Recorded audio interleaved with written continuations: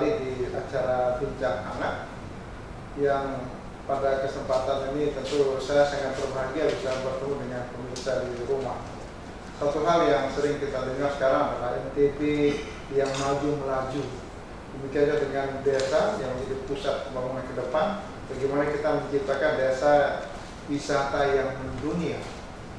Nah, kita ingin kupas dulu tentang NTB yang maju dan melaju. Kalau sebelumnya itu NTB Gemilang, sekarang NTB maju melaju.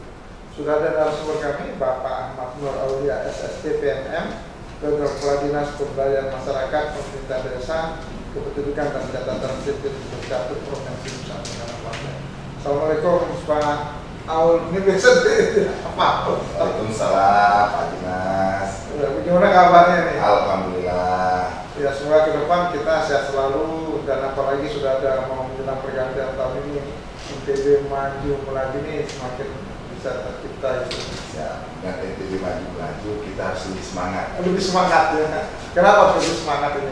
Jadi terima kasih Pak Nas, para pemirsa.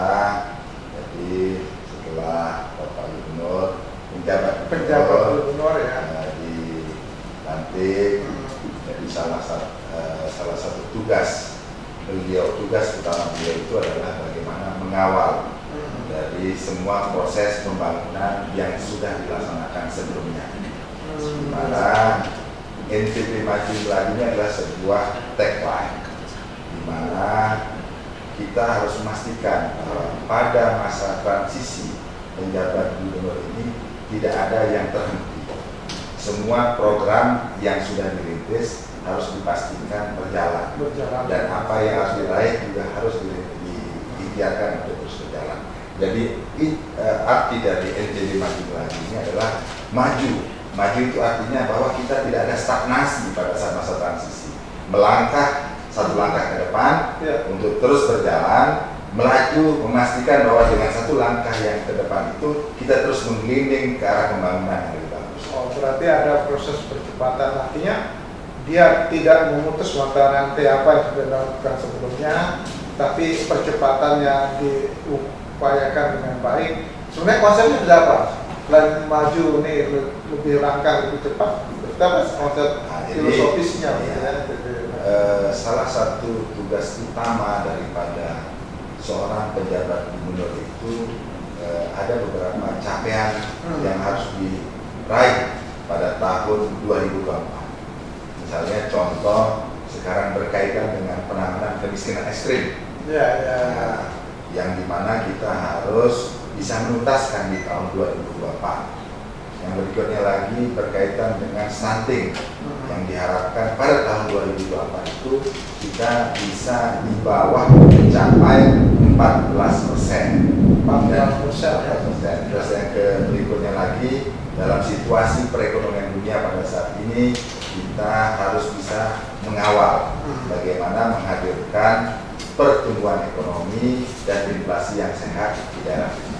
Pertumbuhan ekonomi, inflasi, kemudian stunting dan kemiskinan ekstrim. Nah, itu progres reportnya seperti apa juga ketika nanti PJ sudah diinstruksikan seperti seperti apa? Oke, jadi dalam melaksanakan atau mengupayakan penugasan tersebut tentunya kita membutuhkan dukungan dari semua elemen masyarakat, khususnya pada tingkat pemerintahan, ya tentunya ada pemerintah kabupaten, ada pemerintah kota, termasuk yang menjadi salah satu ujung tombak pembangunan nasional atau daerah itu adalah pemerintah desa dan kelurahan sendiri.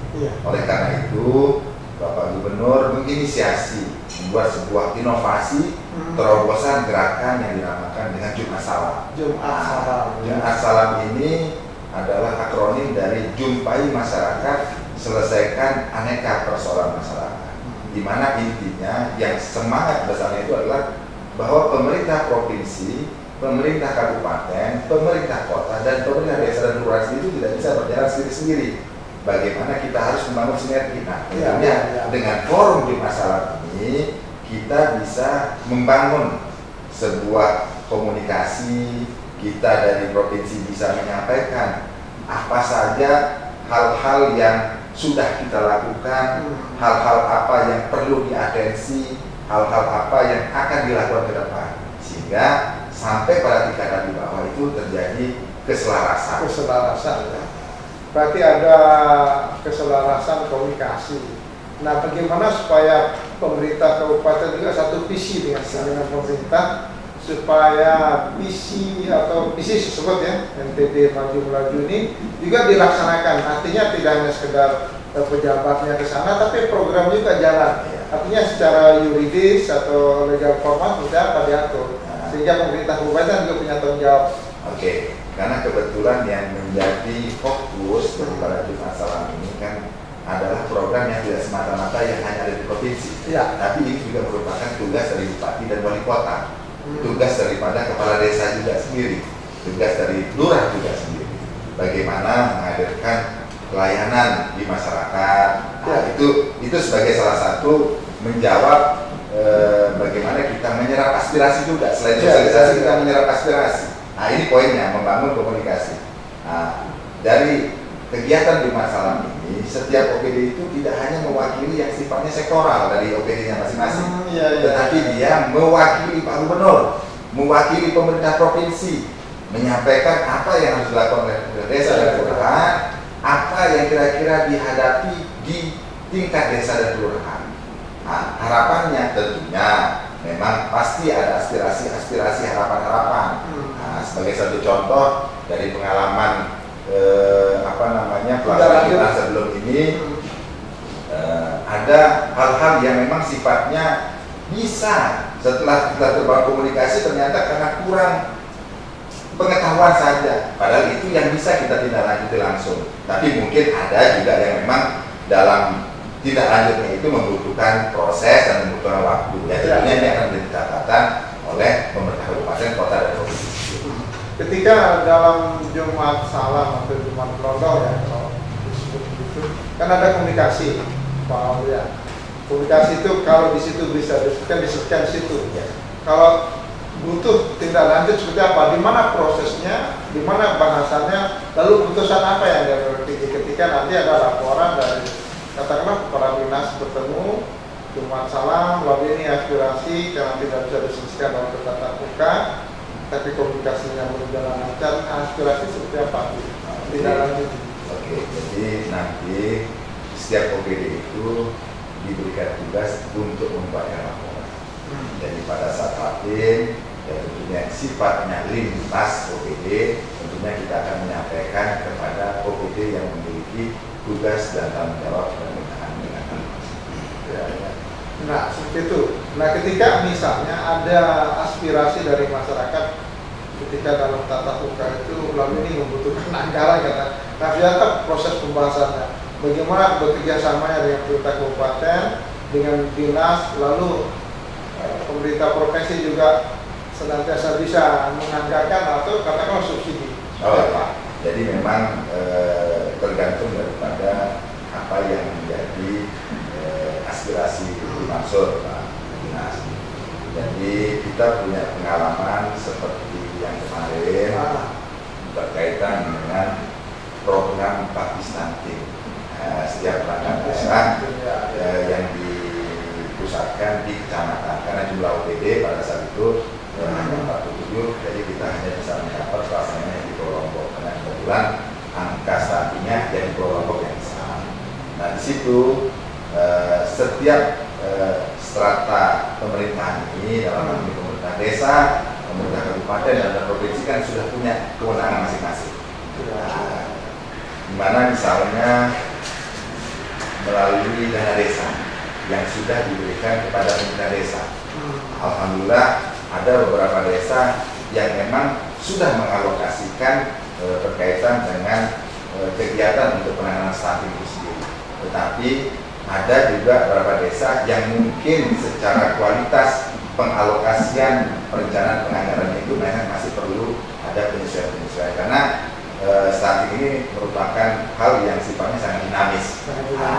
Di situ nanti kabupaten juga memiliki tugas sendiri sesuai dengan kewenangannya, di mana dia juga membantu dari sisi pemenuhan sarana prasarana dan sebagainya. Begitu juga provinsi, di situ bisa melalui kemarin kita tidak dalam bentuk pembiayaan, tetapi kita juga melakukan bakti stunting melalui pemberian PMT dalam bentuk telur. Jadi itu merupakan salah satu contoh bahwa alhamdulillah setelah kita mengevaluasi pelaksanaannya itu memberikan dampak yang sangat signifikan berkaitan dengan penurunan masalah stunting.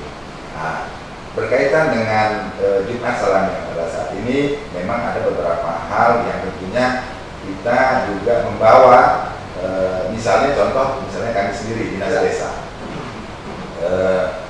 ada di satu desa yang harapannya itu bisa kita dibangunkan jembatan atau jalan.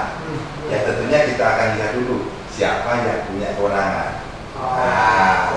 Apakah ini adalah jalan usaha tani yang mungkin bisa diintervensi, apakah ini jalan yang kabupaten, apakah ini provinsi. Nah ini yang tentunya kita akan bawa ke dalam lingkup yang lebih tinggi dalam hal ini dengan Pemprov, dengan pemerintah kabupaten ataupun kota sendiri untuk dicarikan solusinya yang disesuaikan dengan rencana prioritas. Berarti selama dilaksanakan Jumat Salam yang untuk rencana kan bulan Oktober ya? Ya, bulan Oktober, November. Itu seperti apa gambarannya? Kalau dilihat dari apa yang disampaikan oleh Pak Aul, sudah ternyata komunikasinya sudah lancar, lalu terjadi komunikasi dua arah dan sudah ada saling pemahaman pengertian yang pemerintah desa. Nah kedepannya bagaimana ini jadi lebih mendasar? Oh ternyata persoalan kalau dari komunikasi tadi kan infrastruktur ini. Apakah ini juga langkah penting untuk nanti menghilangkan pemikiran ekstrim atau stunting itu seperti apa? Jadi memang awal untuk kita cinta, awal kita sayang itu adalah membangun komunikasi. Tentunya di masalah ini tidak terhenti dengan pertemuan sekali, tetapi ini merupakan pembuka pintu gerbang komunikasi, sehingga kita tidak artikan bahwa sekali kita turun ke desa atau kelurahan tersebut otomatis selesai. Tetapi dengan kita membangun komunikasi, apa yang menjadi harapan, apa yang menjadi aspirasi itu terus kita kawal bersama untuk bisa kita wujudkan. Pertemuan pertama itu mengesankan, pertemuan selanjutnya terserah Anda. Nah bagaimana terserah Anda ini memformulasikan sehingga masyarakat tidak lagi canggung gitu ya. Wah ini kan ada Pemkab, ini kita aspirasi di Pemkab, tidak selalu dengan pemerintah provinsi saja. Nah seperti apa di lapangan itu ditemukan? Di lapangan ini kita kan namanya aspirasi kan banyak. Ya tentunya kita juga harus kaji juga itu Pak Dinas. Kita sesuaikan dengan proporsinya, kita sesuaikan juga dengan pelaksanaan tugasnya masing-masing. Kewenangan yang dimiliki oleh pemerintah provinsi, kabupaten dan kota. Artinya sudah ada komitmen bersama gitu. Pemerintah desa yang ke depan ini akan kita usahakan, ikhtiarkan, dia akan mengembangkan dirinya dengan mudah dan sebagainya gitu ya, program yang ternyata berinisiatif bisa melakukan pertumbuhan ekonomi. Nah, bagaimana hasil dari sekian 1 bulan terakhir ini, lalu kedepannya ada yang kita inginkan bahwa ini membanggakan dengan komunikasi yang terjalin sangat bagus. Nah, jadi salah satu yang kita harapkan dengan adanya Jumat Salam itu bahwa setiap desa dan setiap kelurahan ini akan mempunyai ikon-ikon desa atau kelurahan masing-masing. Ada ciri khasnya gitu ya? Ada ciri khasnya yang memang bisa mengungkit produktivitas daripada desa dan kelurahan itu sendiri. Memang itu sudah ada catatan gitu ya? Ya. Artinya selain ciri khas desa, tapi juga mungkin saja pemerintah provinsi melalui OPD-nya sudah ada zonasi. Ternyata di Pulau Lombok ini sangat riskan dengan stunting, perlu sumbawa seperti apa, lalu juga bagaimana dengan kemiskinan ekstrim, inflasi. Sekarang ini kan inflasi sedang katakanlah bagaimana menciptakan inflasi yang sehat, walaupun harga cabai meningkat, beras juga demikian, lalu ada impor bisa menekan inflasi. Nah, siapa itu ke depannya Pak? Ya, jadi dengan adanya Jumat Salam ini informasi langsung itu kita dapatkan, kita bisa membangun jaring kemitraan. Siapa tahu dengan adanya informasi-informasi dari desa dan kelurahan itu kita bisa saling mengisi, saling mengisi dari apa yang menjadi keperluan dan kebutuhan desa dan kelurahan masing-masing. Yang utama dirasakan apa dari Jumat Salam ini? Satu, sekarang semangat ya, semangat untuk kita melalui masa-masa sulit. Kita katakan masa-masa sulit karena saya teringat dengan statementnya Bapak Presiden bahwa situasi ekonomi dunia pada saat ini lagi tidak baik-baik saja. Jangan sampai kita pemerintah mengambil langkah-langkah yang tidak pas sehingga kita akan terjadi ketertinggalan. Adakah penekanan oleh Pak penjabat gubernur ketika dalam pertemuan evaluasi setelah melakukan kegiatan Jumat Salam itu seperti apa garisan kebijakan itu? Oke, jadi Pak Gubernur sudah memberikan guidance, sudah memberikan direktif bahwa setiap pelaksanaan Jumat Salam ini, setiap perangkat daerah itu harus membuat laporan. Membuat laporan di mana nanti akan dibagi, akan diarahkan kepada perangkat daerah yang memiliki tugasnya masing-masing. Ya tentunya itu akan ditindaklanjuti sesuai dengan kewenangan yang dimiliki. Apakah ini memang merupakan suatu kewenangan desa sendiri? Apakah ini adalah suatu kewenangan yang harus diangkat ke pemerintah supradesanya? Nah, kalau tadi kan desanya sudah ada komitmen kebersamaan Pak Aul. Bagaimana di kabupaten kota? Ya alhamdulillah. Jadi kita turun selama ini untuk melaksanakan program Jumat Salam itu selalu diawali dengan istilahnya kalau di sini kita bertabik dulu dengan Pak Bupati dan Pak Wali. Dan alhamdulillah selama kita melaksanakan di beberapa kabupaten kota ini disambut baik oleh Bapak Bupati dan Pak Wali. Sambut baik itu bagaimana maksudnya? Artinya beliau siap untuk ini adalah suatu program yang bagus. Ini adalah suatu program yang bagus. Mari kita sama-sama bersinergi pada tingkat desa dan kelurahan. Itu semua sepakat gitu ya? Alhamdulillah selama ini. Nah untuk membungkus kesepakatan itu apakah ada aturan yang memang harus dikedepankan untuk itu? Kalau dulu kan tidak ada, artinya pegangan atau legal formalnya supaya kabupaten kota juga bisa bertanggung jawab dengan seperti apa ke depan. Jadi kan kalau kita bicara hubungan pemerintah provinsi kabupaten kota ini kan dari semua sisi sudah ada hubungannya. Dalam pengertian misalnya untuk berkaitan dengan perencanaan program dan pelaksanaan pembangunan. Ya tentunya di situ ada musrenbang, di mana itu saluran-saluran itu bisa kita manfaatkan. Tetapi bahan untuk pelaksanaan aspirasi dan masukan daripada masyarakat kita bisa ambil dari program Jumat Salam ini. Tapi dari yang menjadi catatan penjabat gubernur itu instruksi presiden tentang penanganan kemiskinan ekstrim, kemudian stunting, lalu inflasi itu bagaimana formulasi yang memang ini menjadi guidance yang disiapkan oleh Pak penjabat gubernur yang harus dilakukan oleh para OPD. Oke, berkaitan dengan inflasi, nah kebetulan di pemerintah provinsi dan pemerintah kabupaten itu ada namanya TPID, Tim Pengendali Inflasi Daerah. Nah, ini kebetulan merupakan kumpulan dari beberapa OPD yang ada sangat erat kaitannya dengan bagaimana pengendalian inflasi daerah. Nah, masukan tadi yang dari masing-masing desa dan kelurahan itu akan bisa kita jadikan bahan untuk dibahas dan dicarikan solusinya di TPID kabupaten, kota, dan provinsi sendiri. Nah, seperti itu yang berkaitan dengan inflasi. Nah, mengenai kemiskinan ekstrim di tingkat kabupaten, di tingkat provinsi juga ada tim percepatan penanggulangan kemiskinan. Di provinsi ada, di kabupaten kota ada. Nah, ini juga bisa menjadi masukan. Gitu ya. Itu bisa untuk menajamkan, mengkonkretkan apa yang harus kita lakukan di tingkat bawah. Begitu juga dengan stunting. Di setiap level ini ada juga tim percepatan penanganan stunting, TPPS provinsi, kabupaten kota ada semua.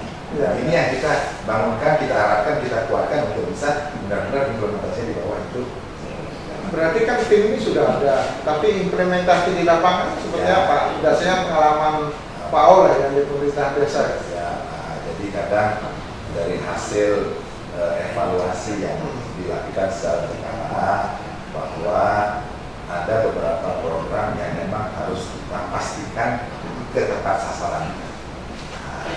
Jadi salah satu yang kita dapatkan itu adalah rekomendasi apa yang bisa kita lakukan untuk agar kita melaksanakan program itu tepat pada sasaran. Tepat pada sasarannya. Katakanlah misalnya sekarang ini kan yang sedang tren itu inflasi, kita berikhtiar inflasi ini bisa diturunkan, lalu reformnya kita di bawah nasional. Nah, salah satu bapok yang juga berkontribusi adalah ketersediaan beras. Nah, sudah apa itu? Memformulasikan tentang ketersediaan beras ini, karena pemerintah kabupaten juga sangat berkepentingan dengan ketersediaan stok dan sebagainya. Ya, kebetulan kalau berkaitan dengan ketersediaan beras ini kan ada perangkatnya yang menangani, yaitu Dinas Ketahanan Pangan. Ya, tentunya kalau misalnya ada desa kelurahan yang memang tidak memiliki atau harganya yang terlalu mahal, itu bisa dimasukkan untuk bisa diintervensi oleh OPD dan TPD sendiri untuk bisa menghadirkan beras yang harganya harga wajar. Harga premium katakanlah bisa standar gitu ya. Nah, dengan pemerintah desa bagaimana komunikasinya? Sehingga kan kita juga mendengar ternyata beras NPB ini sangat laris dikirim ke luar daerah karena sangat dan sebagainya. Ini bagaimana mereka itu? Lalu seperti apa juga pemerintah desa menjaga ketersediaan pangannya, ketahanan pangannya di desa? Jadi memang ini yang salah satu kita dorong agar desa ini benar-benar bisa menjadi sebuah desa yang memang memiliki ketahanan terhadap pangan sendiri.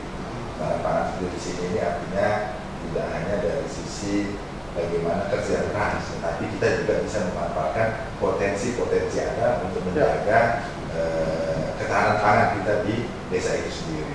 Bagaimana kita juga bisa melakukan kemitraan dengan tetangga untuk bagaimana kita mensubstitusi potensi-potensi sesuai dengan potensi yang dimiliki. Ya baik pemirsa, kita jeda dulu dengan pesan masyarakat ini untuk kita lanjutkan selanjutnya. Tetap bersama kami di Bincang Hangat.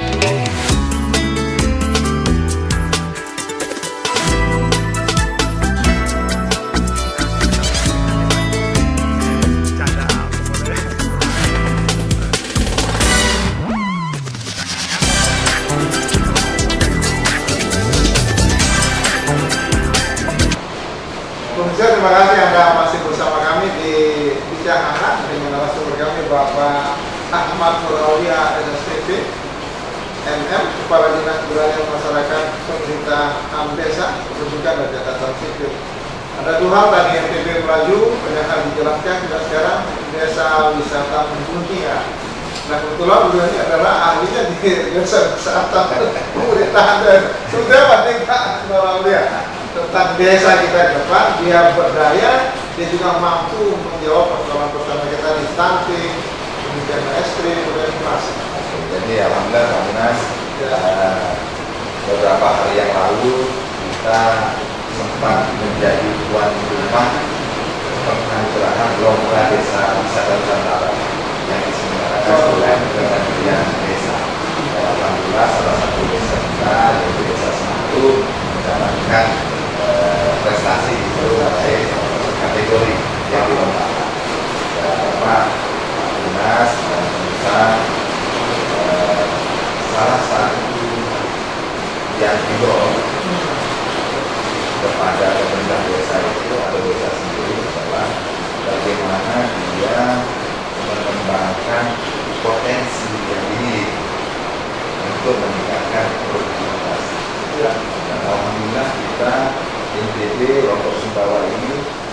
menjadi salah satu destinasi wisata yang unggulan.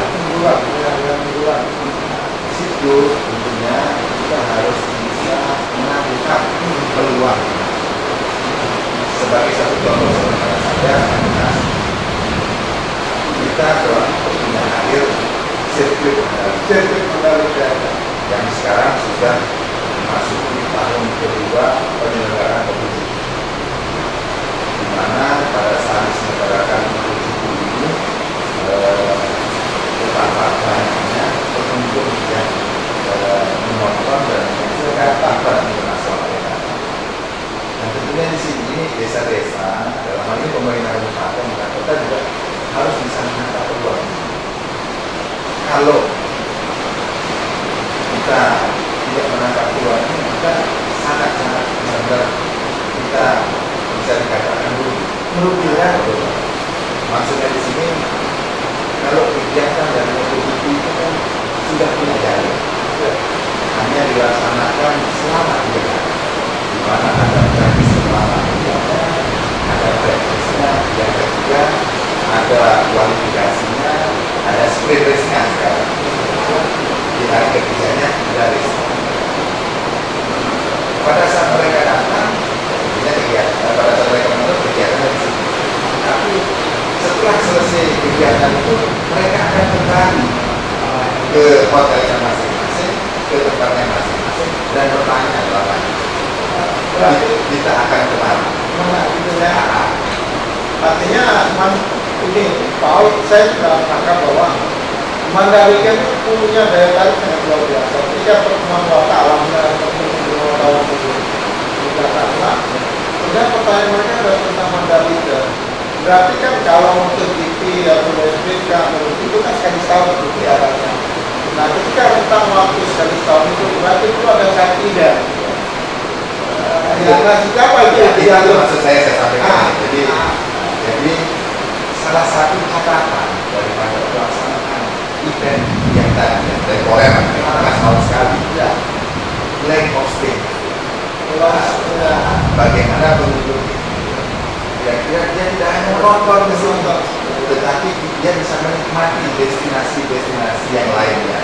Nah, kebetulan sekarang ya tentunya kita sudah punya juga banyak destinasi, tetapi kan tentunya pengunjung ingin juga menikmati sesuatu hal yang baru, di mana salah satu potensi kita itu adalah bagaimana kita membangun potensi-potensi yang dimiliki oleh desa melalui program desa wisata. Pekan desa wisata itu perangkat desanya untuk menangkap peluang. Alhamdulillah pemerintah provinsi itu dulu pernah mengesahkan ada 99 desa wisata. 90 desa wisata. Tetapi sekarang kita sudah punya 382 desa wisata. Di mana ya? Kalau dulu itu dari keputusan gubernur, kalau sekarang untuk menjadi sebuah desa wisata itu dimulai dari pasar. Nah, bagaimana pemerintah desa dan melalui pusdesnya itu kalau mau mengangkat sebuah program itu harus diputuskan oleh pusdes.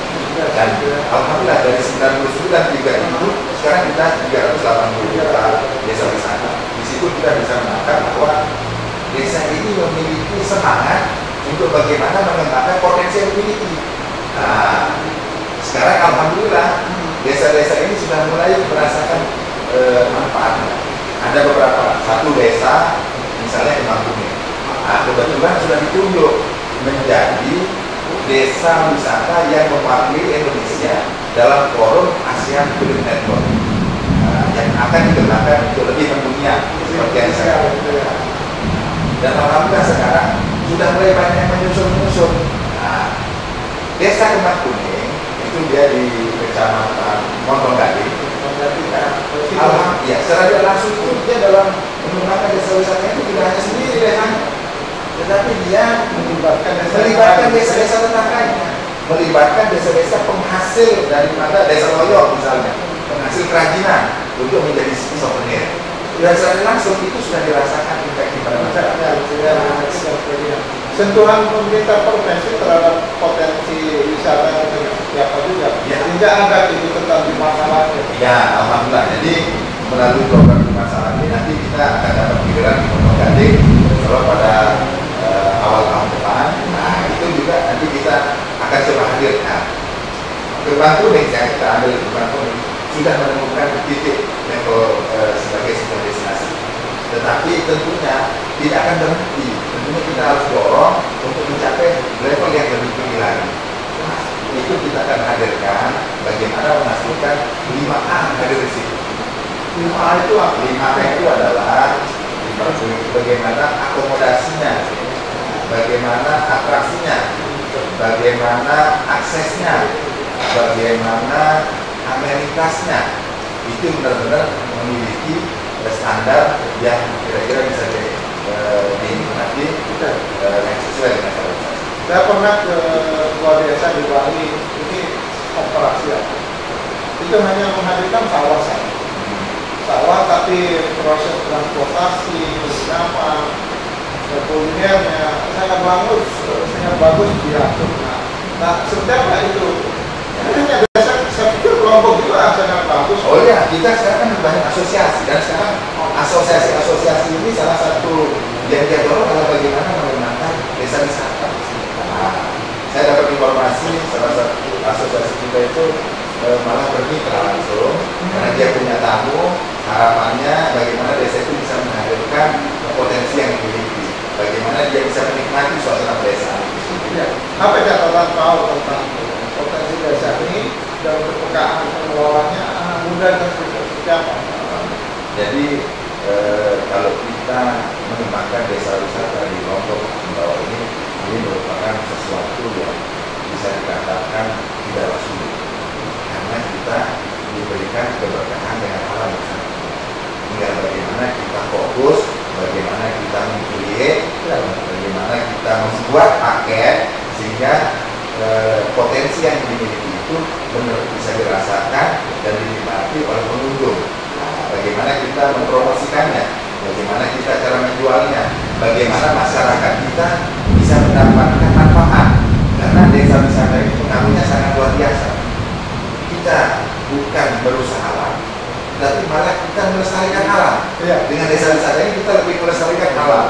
Bagaimana kita juga bisa melestarikan budaya kita, tapi mendapatkan partisipasi masyarakat itu bisa kita tumbuh kembangkan. Bagaimana lapangan kerja itu juga bisa tumbuh. Bagaimana juga ekonomi itu juga bisa jadi bagus budaya. Tapi satu hal Pak, bagaimana leader di situ mungkin lah yang sikapnya elegan, fleksibilitas dan lain-lain kita Pak harus melihat ya tidak hanya kaku tapi akhirnya tidak berkembang. Jadi alhamdulillah dengan kita sering mengajak berdiskusi, salah satunya bagaimana kita akan bertumbuh bersama. Dan tentunya kita akan memberikan informasi. Salah satu cara kita mendapatkan inspirasi itu adalah sering berkomunikasi untuk mendapatkan inspirasi. Sering bertemu, berdiskusi untuk mendapatkan aspirasi yang nanti hasil komunikasinya dalam menjadi sumber inspirasi. Iya, betul. Ya baik pemirsa, saya pikir indah perjalanan kami yang terbatas ini. Insya Allah nanti di kesempatan lain kita bisa bertemu bersama dengan Pak Nur Aulia, Kepala Dinas Pemberdayaan Masyarakat Pendidikan Desa, Pendidikan dan Catatan Provinsi Nusa Tenggara Barat. Terima kasih Pak Aulia, ini sahabat akrab saya. Alhamdulillah sebuah dasar di kesempatan lain kita bisa lebih dalam lagi memperbicarakan tentang desa, pemerintahan desa dan masyarakat. Sebenarnya saya Nasruddin, terima kasih. Assalamualaikum warahmatullahi wabarakatuh dan NTB maju lagi.